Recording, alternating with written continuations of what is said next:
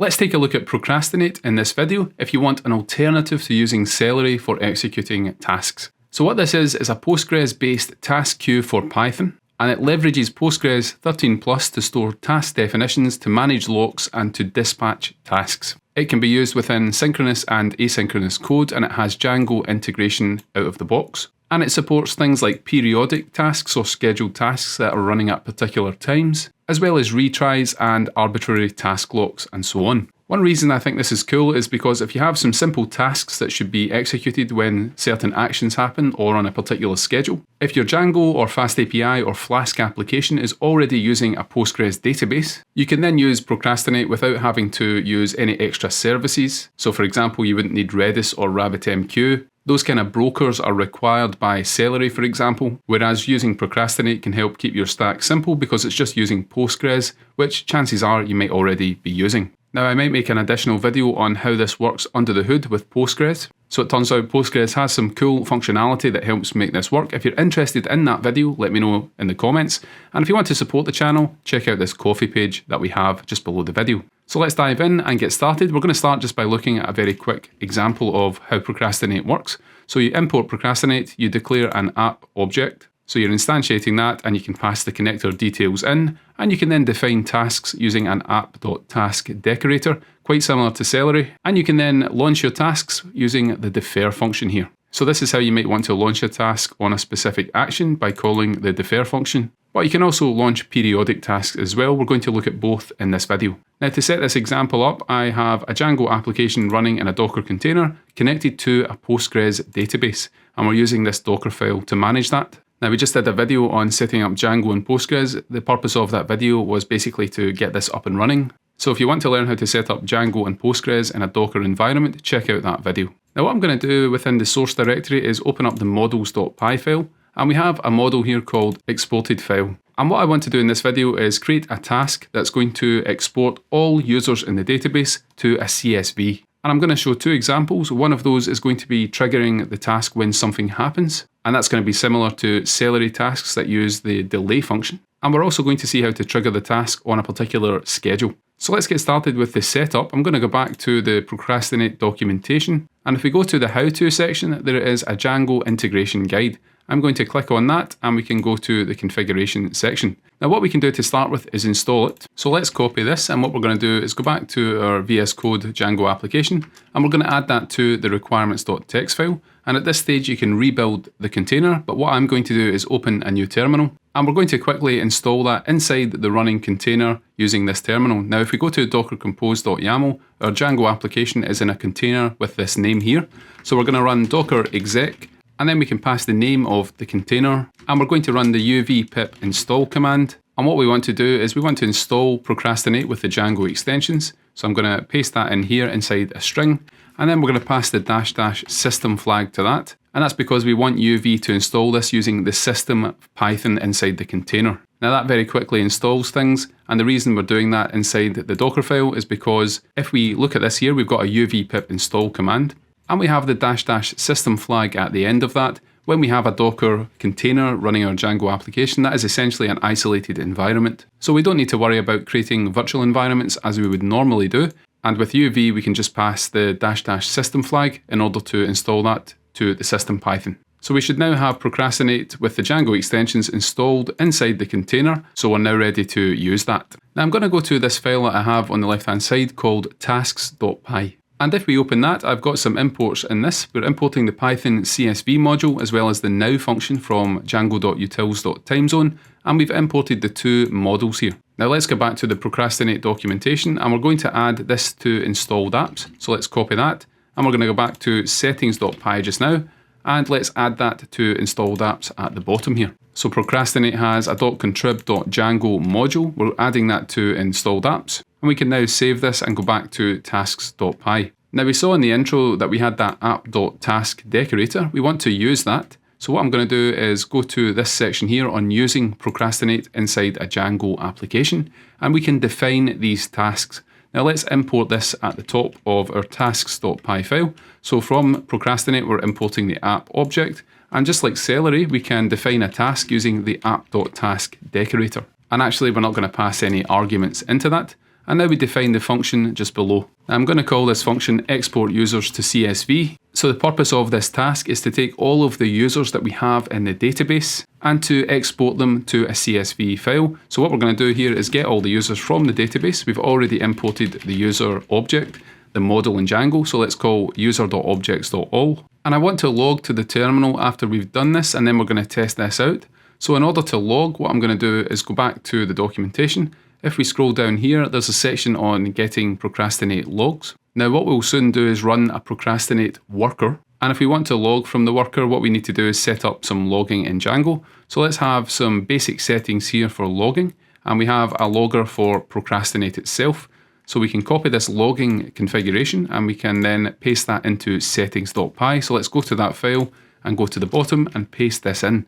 So now we have a procrastinate logger, and we can go back to tasks.py, and at the top here from the Python standard library, let's import the logging module. And above the task, we're going to get a logger object by calling logging.getLogger, and the name of that logger was procrastinate. So let's paste that in here, or let's type that in. And then once we've fetched all the users from the database, I'm just going to have a logging.info call, and let's just write running task for now. So this is good. We've set up a task and we have that app.task decorator, and we've got the logger here, and we can now log out some statements within our tasks. Let's go back to the documentation. And if we go back to the page on using this in a Django application, what we can do is we can start a worker. So to run the worker in a Django application, Procrastinate provides a management command, and it's the manage.py procrastinate command, and then we can specify worker here. Now we're running inside a Docker container, so again we're going to need to use the docker exec command. If we go to that other terminal that we had, let's clear this out, and I'm going to paste in the start of that docker exec command that we had before, and the name of the container was Django procrastinate app. And then we can run any command here, and it's going to be the manage.py procrastinate command. And at the end of that, we're specifying worker. Now this should start that worker process, but we're getting an error at the moment because we're trying to perform a select statement here from a table that doesn't exist yet, and that's my mistake. So if we clear the terminal and go to settings.py, we added Procrastinate's Django module to the installed apps, but we now need to run the migrate command in order to actually create the tables that Procrastinate needs under the hood. So let's again bring back that docker exec command, and this time we're going to run python manage.py, and it will be the migrate command to create those tables that Procrastinate needs.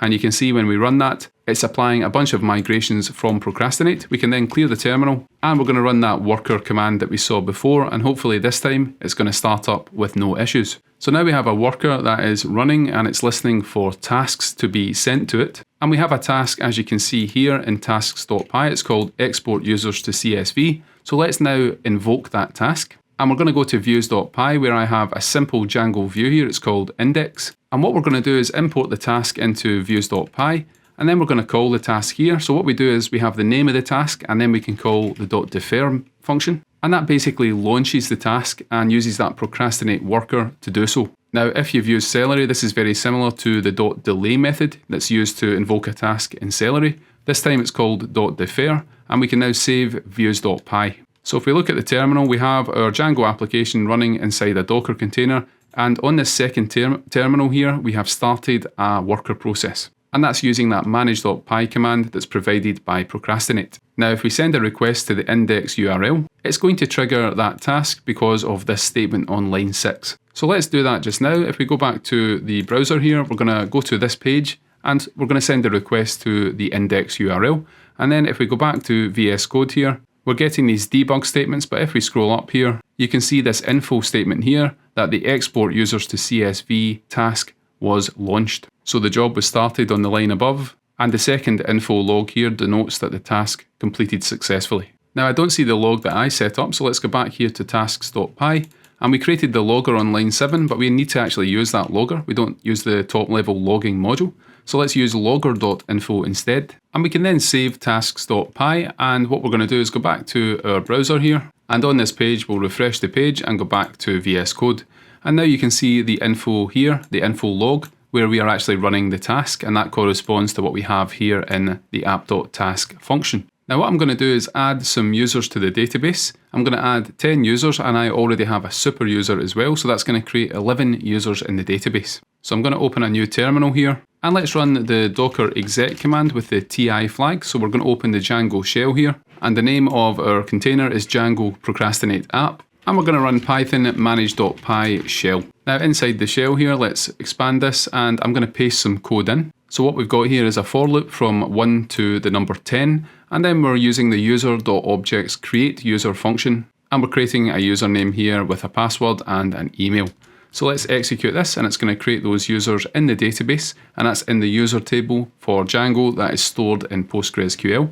Once that's done, we can exit out of the Django shell, and we can now go back to tasks.py, and we're going to write the task for the export function. Now at the top here, we're going to import the string.io object from the Python IO module, and this is a text IO implementation that uses an in-memory buffer. So we can use that to simulate the file that we have, and then we can dump the file contents to a CSV. And we're going to import an object from Django as well, and that's the content file object. This is a file-like object that takes raw content rather than an actual file. So we're going to start by creating a string.io object. So let's just remove this logger statement here, and we're going to create a variable here called output by instantiating the string.io object. We're also going to create a writer here, and that's going to be a csv.writer object. And where we're going to write this is to the output buffer. And if you don't understand this code, it doesn't really matter too much for the purposes of this video.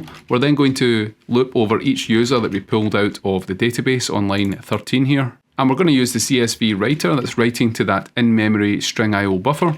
And we have a write row function here. Now let's write out these details for each user. We're going to take the ID, the username, the email address, and the date that they joined. And we're going to output them to the CSV file. So this is going to output the actual data for each user. And just above the for loop, I'm going to add another call to write row. And we're going to write some headers for each of those columns. Now once we've written all that data to the in-memory string.io buffer, we're going to get a file name here. So let's create a variable called file name. And I'm going to paste an f string in here. So it's going to have the prefix of users underscore.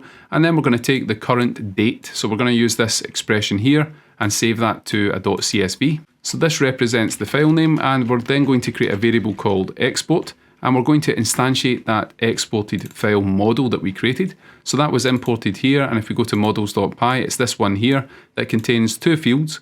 One is for the file field, and that uploads to the exports directory under the media root, and also I created that field as well. So let's go back to our task and go back down to where we're defining this exported file. What we're basically going to do here, and this is optional I guess, but we have this model to track the files that are being exported.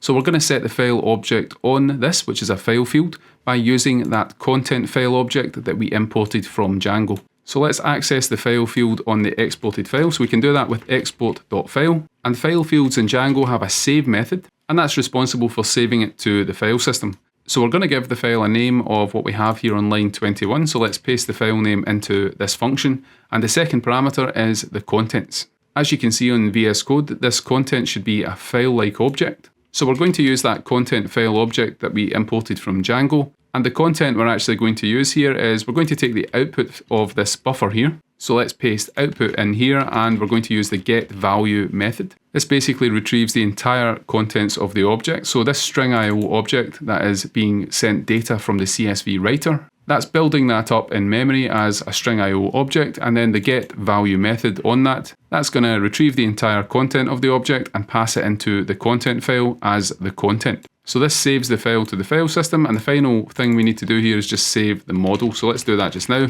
by calling export.save, and that will then take this exported file and save it to the database. Now let's try this out, and what I'm going to do to start with is go back to the source directory here, and within this we have a core application and the Procrastinate demo project directory. And if we go to settings.py and scroll down a little bit here, we've set up a media root here of media. Now what I want to do on the terminal is just make sure we are running the Procrastinate worker. And we're going to go back to the web application and go to this page here, and that's going to trigger that task. Now I've refreshed that, and we can go back here. And if we look in the folder here, we're not seeing anything output to the media directory. So just to make sure that this is working, I've restarted the Docker container, and then we're going to restart that worker now. And that's going to start the worker process. And once that's started, we're going to go back to the browser here, and I'm going to try refreshing this page again. Now this time, if we go back to our directory here, let's scroll up. We have these info statements that the task has successfully completed, And on the left hand side, we now have this media directory, and you can see we have a CSV within that. So I'm going to open that and let's have a look at the contents of this file here.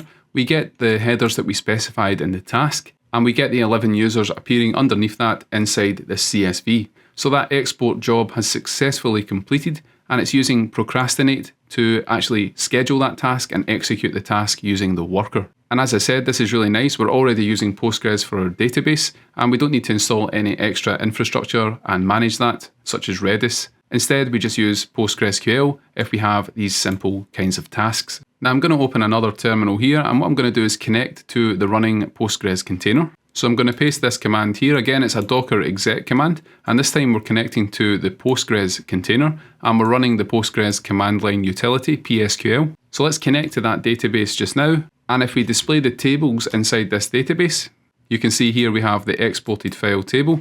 Now what I want to do is select all the records from that. So we're going to select all from that table here and see what comes back.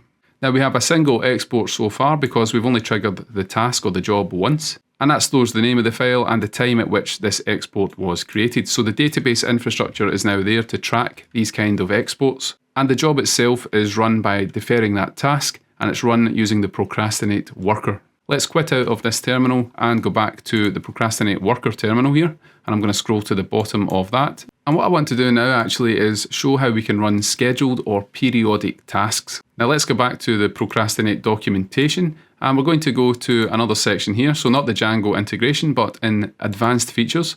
And in this section, we can see how to launch a task periodically. So Procrastinate provides the app.task decorator, but there's also an app.periodic decorator. So for example, that takes a cron style syntax here, and you can schedule exactly when you want to execute a task and how often that should happen. This one is on the 0th minute of each hour, and the one below that is scheduled for every single 5 minutes using that syntax there. What I want to do is run it every single minute just so that we can see it in this demo. So I'm going to copy this decorator here, and let's go back to tasks.py, and at the top, just above the app.task decorator, we can add a second one, and I'm going to specify every single minute here. Now there's one important step we need to take here if we want to run this every single minute. So if we go back to the documentation, let's scroll down to this timestamp argument. So by default, these periodic tasks, they receive a single integer argument named timestamp. This represents the Unix timestamp of the date and time when the task was scheduled. So we need to add that argument for this to work. What I'm going to do is add the timestamp argument here to the function, and let's set it to none by default so that it can still run using the other method. And if we go back to views.py, the other method was to call .defer explicitly. So that should take care of that. Let's go back to tasks.py. We've added the app.periodic decorator, and that's going to run that on the schedule we provide using the cron argument. Now again, I'm going to restart the worker, and once that worker is restarted, we're going to look at the terminal here, and hopefully we're going to pick up that this is being launched periodically every single minute now. So I'm still getting these logs, and now we can see the info statements coming in, and that happened without me triggering the task on the user interface. Instead, this was launched using the scheduled task that we defined here using this app.periodic decorator. And that's going to happen every single minute now. It's going to launch that task. And just to prove that that actually ran, if we go to the media directory, we can now see a couple of extra CSV files have been created here. And each time this runs, it's going to export the data for the users to the CSV. Now I want to also show the Django admin integration that Procrastinate has. So let's open up the Django admin. And I'm on the main page of the admin just now, and you can see a section for Procrastinate, and we can look at the jobs that have been executed on this page here. So for example, we see the export users to CSV one, and the last two times that was executed, a timestamp was provided because it was run periodically using that periodic scheduler. And you can see the task status as well. These two have succeeded, so that's run fine. And if we refresh this page, we can see that this is running every single minute, so we get a new timestamp at the top. So we're now able to run these tasks on a schedule, and of course you wouldn't want to export user data every single minute, but maybe once a day at midnight you might want to run this task, and that is possible using this app.periodic decorator that you can see here. And every time it runs, it's creating a file in the media directory under that exports directory. And of course you could also send this data to an S3 bucket or anywhere else on the web. Lots of flexibility here, but it's managed by Procrastinate. And again, if we refresh this, you can see the latest task appearing. If the task failed for whatever reason, you would see that here in the status as well. And you can see the statuses that Procrastinate has. For example, there's one for to do. There's a doing status for when it's in progress, and we have succeeded, failed, cancelled, and aborted as well. Now what you can also do is create different queues. By default, the queue that's created is called default, but you can create different queues in your application for different things. I'm not going to cover that, but if you're interested in more on that, let me know in the comments. Now, I mentioned at the start that I might be interested in doing a second video on Procrastinate and how this actually works under the hood. So for example, one of the things I might cover is listen in Postgres. And what this does is register the current session as a listener on a notification channel named channel. So channel is something you provide to listen. And this is used under the hood by Procrastinate. And if you want to know more about how all this works, we can go to the discussions section of the documentation. And it says here, Procrastinate is based on several things. First of all, Postgres has a top-notch ability to manage locks. And that's thanks to ACID properties. So that's atomicity, consistency, isolation, and duration, if I've remembered that correctly. And that ensures that when a worker starts executing a job, it's the only one. And Procrastinate also uses listen to allow it to be notified whenever a task is available. So that would be a more theoretical video on some of the utilities Postgres offers that allows this to work. If you're interested, let me know in the comments, and if you found this content useful, check out our Ko-fi page. It's just below the video, and thanks very much to everyone that's supported the channel. Don't forget to give the video a thumbs up as well and subscribe for more of this content. And thanks again for watching. We'll see you in the next video.